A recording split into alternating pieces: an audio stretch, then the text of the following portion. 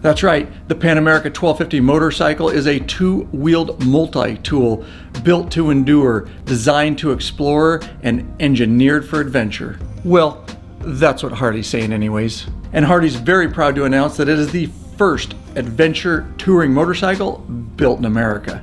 So after 3 years of waiting and anticipating, Harley finally released the Pan America, their first adventure off-road touring motorcycle. And they did it via a scheduled video release on February 22nd, 2021. Now, the video was a very short documentary and showcased the history of Harley-Davidson, but it lacked actual information about the Pan America, in my opinion. So, in this video, I'm going to tell you what you actually need to know about the Pan America, and we can all decide whether this bike is going to be a competitor within the adventure touring market.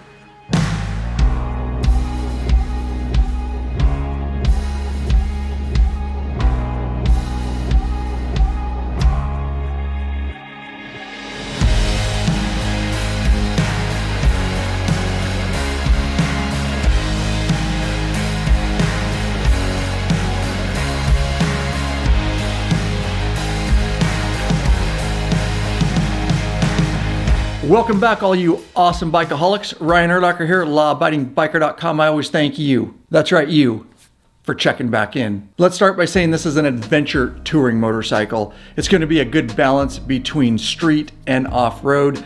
Really what this bike is made for is, of course, street and then off-road. Things like, you know, gravel roads, dirt roads, forest surface roads, fire roads, open areas. A lot of like what you saw in the video they put out. I think they were in Arizona, and of course they rode in Kenya. This bike is definitely not suited for more extreme terrain and especially single track and things like that.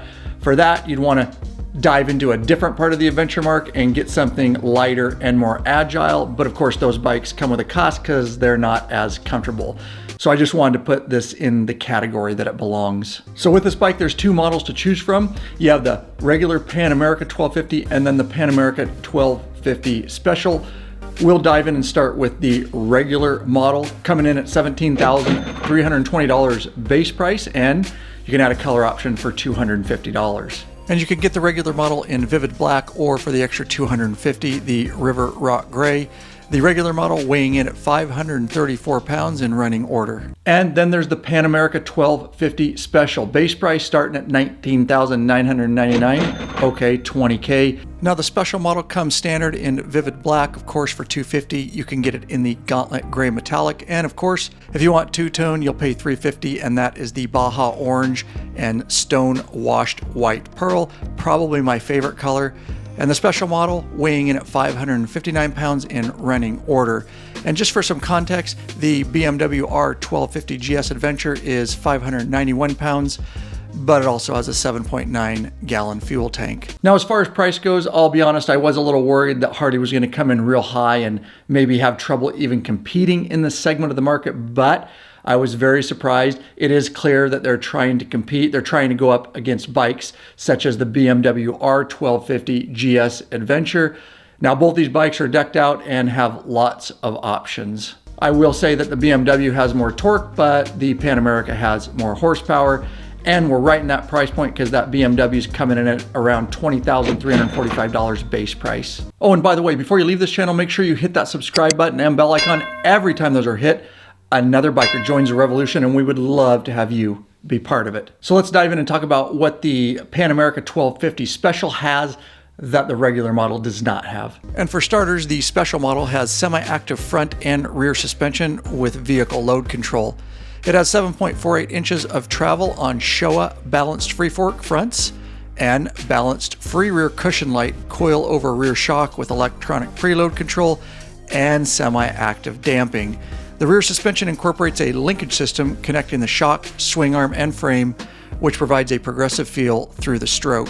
This system reacts to suspension position, vehicle speed, vertical acceleration, roll angle and rate, throttle, brake inputs, and the selected ride mode to maintain the desired comfort settings. Now, there are 5 suspension modes that can be set. Now, these are different than the rider modes, which we'll talk about in a little bit. First is the comfort mode, more suspension compliance for isolating the rider from rough road conditions. Second is the balance mode. It's a balance of ride comfort and ride control for all-around riding. Third is Sport Mode with maximum ride control and higher damping rates. Fourth is Off-Road Soft, which is basically made to absorb larger obstacles and reduce kickback. And last is Off-Road Firm, which has increased initial damping for aggressive riding or when less body float is desired. Now, when it comes to monitoring, both of the models have a battery voltage and engine temperature gauge, but the special model adds an additional TPMS, which is a tire pressure management system, and also an ambient air temperature gauge. And moving on with more things that the special model has,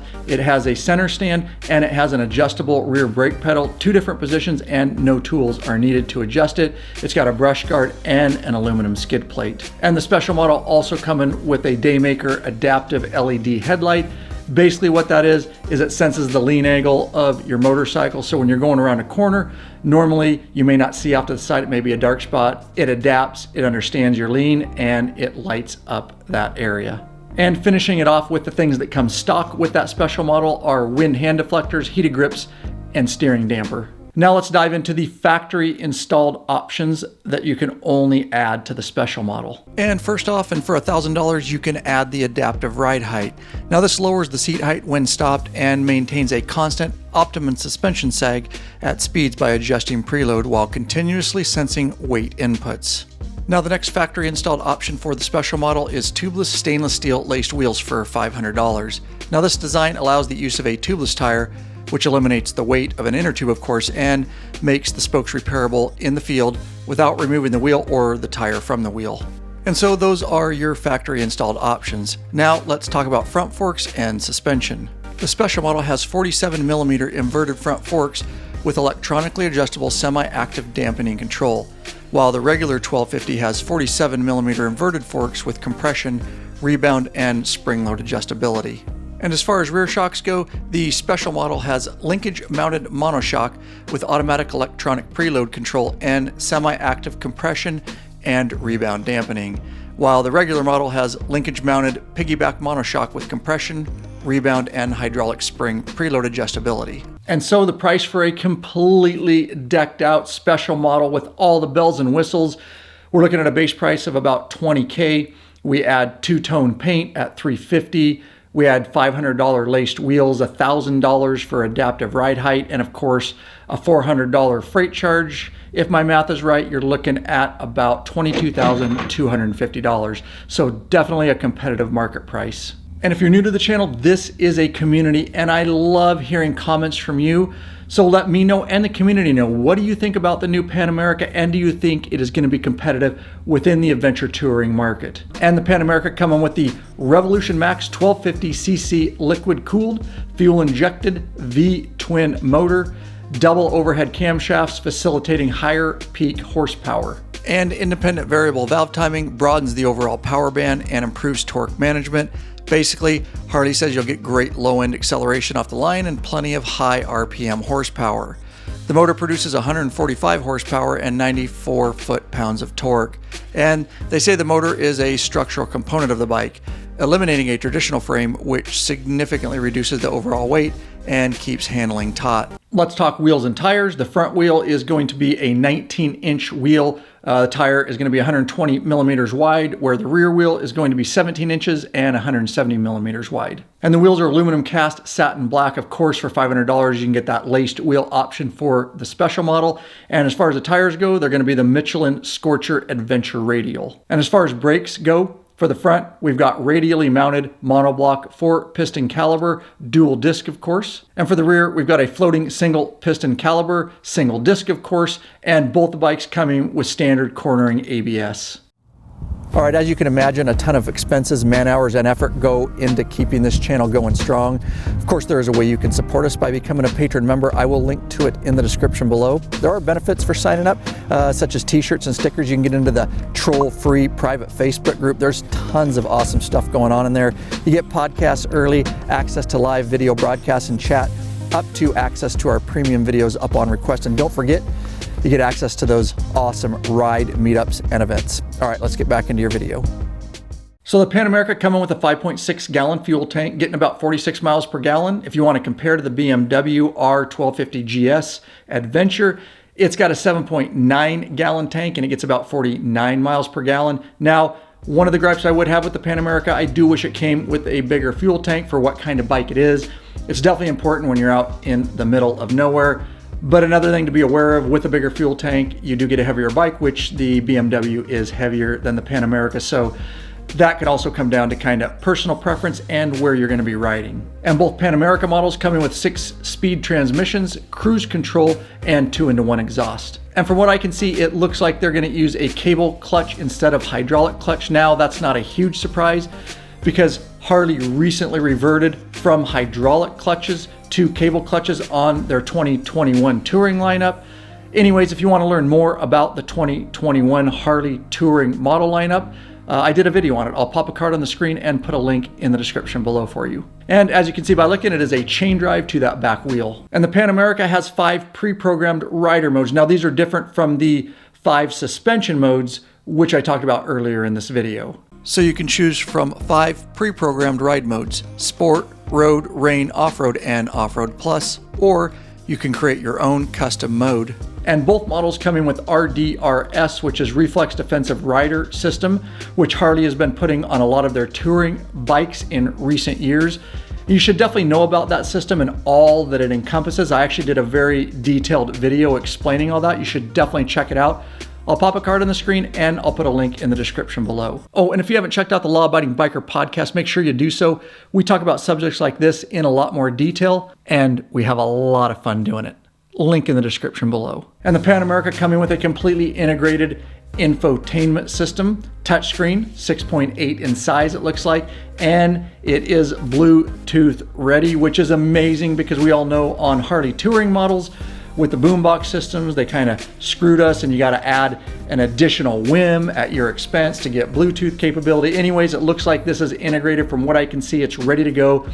You're going to need a headset. Of course, it's a adventure touring. It's not going to have speakers. So you're going to need a wireless Bluetooth headset. And of course, in that infotainment system, you've got a plethora of gauges baked in, and of course, GPS maps and guidance. Now, I ride street and adventure, so I am very excited about this new Pan America. I actually think Harley overall did a really good job with it, especially since it is their first model. And best of all, I really do believe they kept it in that competitive price point for the current market. And I would love to test ride one of these bad boys at some point, since I do ride adventure and street, and give you my thoughts and opinions on it. Of course, if I do that, I'll release it right here on this channel. And whether you like adventure riding or not, I personally think it is a very smart move on Harley's part to tap into adventure touring.